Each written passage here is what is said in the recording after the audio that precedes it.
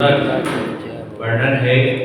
यहाँ पर शांतिनाथ भगवान के बारे में बताने से पहले आचार्य भगवान उस आदिनाथ भगवान के जो पौत्र है, उनके पुत्र का पुत्र मारीच के बारे में बता रहे हैं कि पूर्व में वो पूर्वाधीन था, तो उसने नियम संयम को धारण किया, तो मरकर वो स्वर्ग की गति में गया और धनुष में जन्म लिया, तो तीर्थंकर के नाती के रूप में जन्म लिया।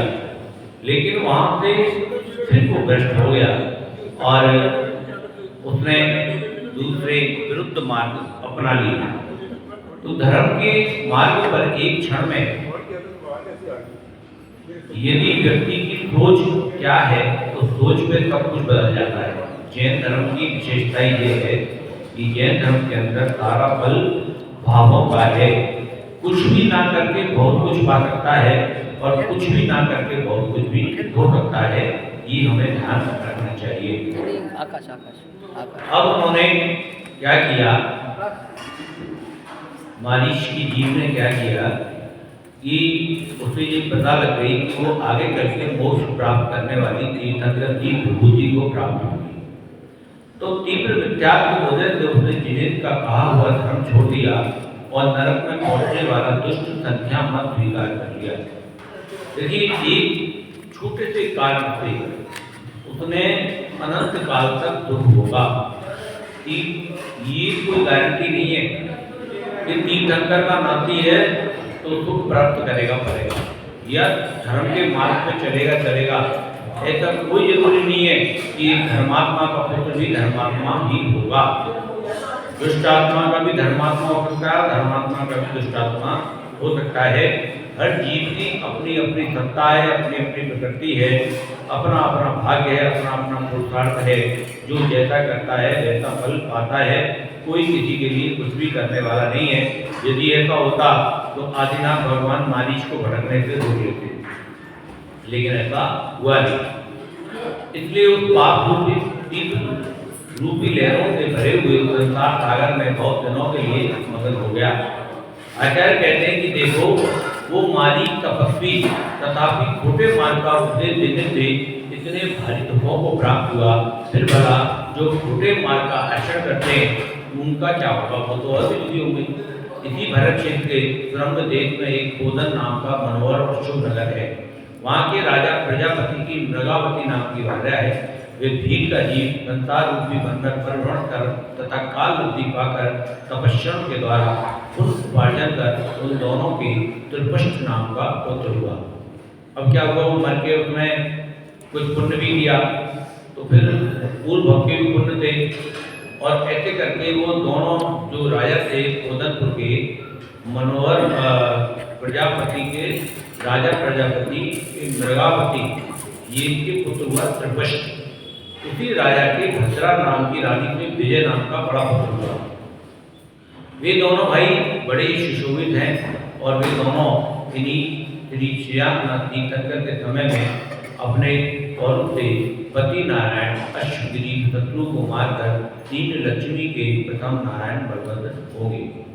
ये दोनों भाई नारायण और बलभद्र जैसे नियम थे, तो ये दोनों भाई ही होते, जैसे राम और लक्ष्मण और बलराम और कृष्ण, ऐसे ही ये दोनों भाई हुए।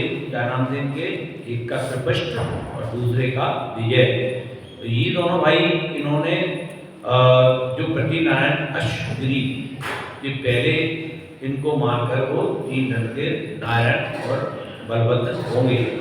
इसमें से विजय नाम का तो बलभद्र श्री श्रीनाथ तीर्थंकर से दीक्षा ग्रहण कर वो तपस्या कर कर्मों को नाश कर मोक्ष को प्राप्त करेगा। त्रिपष्ट नारायण अश्व योग के कारण संसार में परिभ्रमण करेगा और फिर काल वृद्धि पाकर अंतिम तीर्थंकर होगा। ये महावीर स्वामी की जीव की चर्चा चल रही है। महावीर स्वामी भगवान तीर्थंकर बनने से पहले त्रिपष्ट नाम के नारायण बने, प्रथम नारायण बने। बिल्कुल सही बात, राइट। आपका जन्म इसी विजय पर्वत पर धनेन्द्र के संबंध से महाराज कच्छ के पुत्र नमी के वंश में हुआ और महाराज प्रजापति का जन्म ऋषभ देव तीर्थंकर के उपदेश के अनुसार इस संसार में प्रसिद्ध श्री बाहुबली के प्रसिद्ध वंश में हुआ। इसलिए हे राजन, उनके साथ आपका संबंध पहले से ही निश्चित है, फिर भी वह सुंदर संबंध होना ही चाहिए। इसीलिए धर्म और लक्ष्मी से सुशोभित आपको 3 खंड की लक्ष्मी और खुद के स्वामी ऐसे गुणवान त्रिपुष्ट के लिए अपनी कन्या दे देनी चाहिए। त्रिपुष्ट को जमाता बनना देने से आप सब विद्यार्थियों के स्वामी हो जाएंगे। ये बात निश्चित है, इसलिए ऐसा ही करना चाहिए। ये कथा श्री आदिनाथ तीर्थंकर के वचनों के अनुसार ही कही गई है। उस पौराणिक की ये बात सुनकर रघुकुल के राजा ज्वलनऋषि ने उनकी बात मानी और प्रसन्न होकर वज्र आभूषण सम्मान आदि दिया। और राजा ज्वलनऋषि ने इंद्र नाम के दूत को बुलाया और पत्र भेंट कर उसी समय महाराज प्रजापति के पास भेजा। त्रिपुष्ट ने जयकुंड नामक नैमित्तिक से पहले ये बात जान ली थी, इसलिए बेसिकली वंशकरण नामक वन में आ गया। वहीं पर ज्वलनऋषि विद्याधर का दूत आकर पहुंचा। त्रिपुष्ट ने उसका स्वागत किया और उत्सव के साथ उसे सभा में ले गया। जो त्रिपुष्ट थे उनको पता लग गया कि मेरे संबंधी के लिए आ रहा है, वो उन्होंने पहले ही जान लिया और वो वहाँ उसको लेने के लिए पहुँच गए और उसको लेके सभा में आ गए। दूत ने जाकर महाराज के सामने भेंट कर नमस्कार किया और फिर खड़ा हो गया। महाराज ने अपने हाथ से उसे आशीर्वाद दिया। महाराज ने तो भेंट देखी, अपना अनुराग प्रकट किया। हम भी आपकी भेंट से बहुत संतुष्ट हैं। ये देखकर दूत को संतुष्ट किया।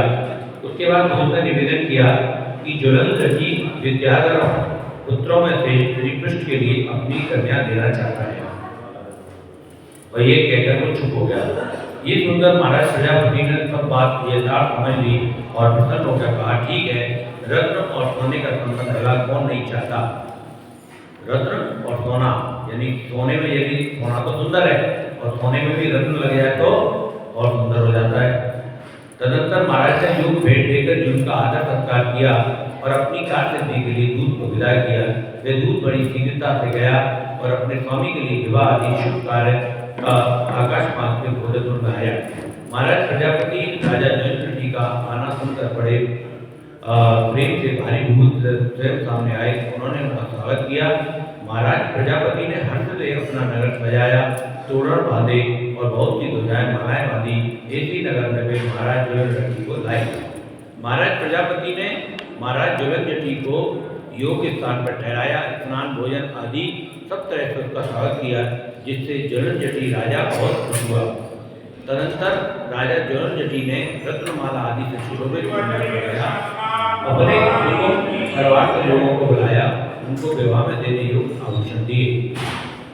उसके बाद उन्होंने शुभ और शुभ लग्न मुहूर्त में बड़ी विभूति और भारी उत्सव के साथ त्रिपुष्ट के लिए अपना अपना कन्या रत्न समर्पण किया। सब राजा इसकी सेवा करते हैं। ऐसा प्रथम नारायण त्रिपुष्ट अपने पुण्य कर्म के उदय से, जिसे विद्याधर लोग भी चाहते हैं, जो रूप लावण्य से सुशोभित है, ऐसी उत्तम कन्या को पाकर अपने धर्म के फल को प्राप्त हुए।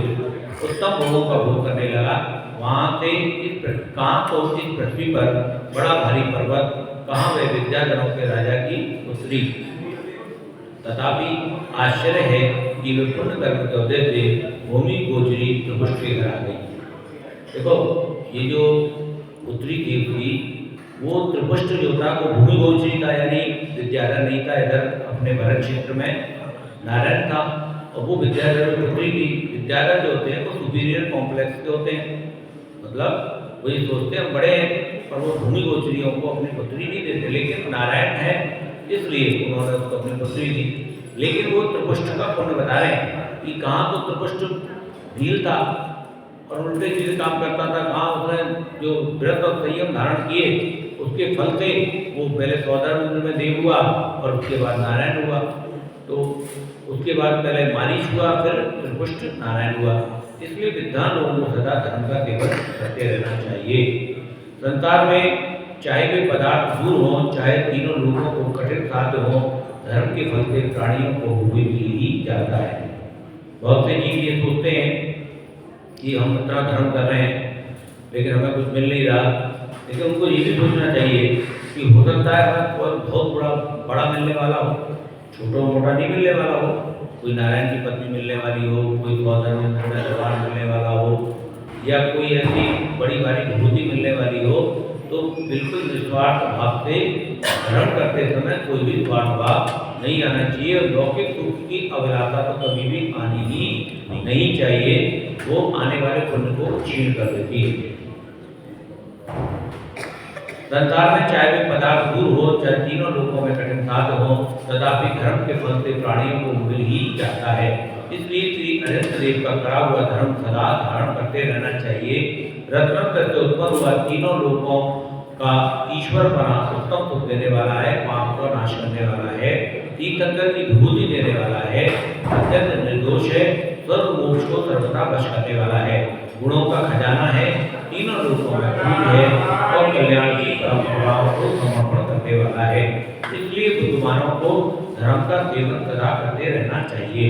श्री शांतिनाथ भगवान निर्मल गुणों के खजाने हैं, स्वर्ग मोक्ष के अद्वितीय कारण है, तीनों लोगों के इंद्र उनकी सेवा करते हैं, उत्तम उनराज उनकी स्तुति करते हैं, सब तरह के सुख देने वाले हैं, विद्वान लोग उनकी पूजा करते हैं। इसलिए उनके गुणों की प्राप्ति के लिए समस्त गुणों समूह का वर्णन कर मैं उनकी स्तुति करता हूँ। इस प्रकार शांतिनाथ पुराण त्रिपुष्ट और स्वयं प्रभा के विभाग का वर्णन करने वाला दूसरा अधिकार समाप्त हुआ। अब यहाँ से दूसरा अधिकार समाप्त हो जाए। अब ये तीसरा अधिकार चलेगा। तीसरे अधिकार में क्या कह रहे हैं? मैं अपने प्रारंभ किए हुए कार्य की सिद्धि के लिए समस्त गुणों के सागर, पांचवें चक्रवर्ती और 12वें कामदेव पूर्व तीर्थंकर भगवान को नमस्कार करता हूँ। तदंतर राजा जौनजटी ने त्रिपुष्ट के लिए सिंहवाहिनी, गरुड़वाहिनी 2 विद्याएं सिद्ध करने के लिए दी। इस प्रकार परम उत्सव मनाने वाले ये सब मिलकर अपने अपने पुण्य कर्म के उदय से उत्तम सागर में निमग्न हुए। इस अश्वीर के नगर में उसके बाद कर्म के उदय से उल्कापात और पृथ्वी चलायमान हुई और इधर दिशाओं में आग लगी।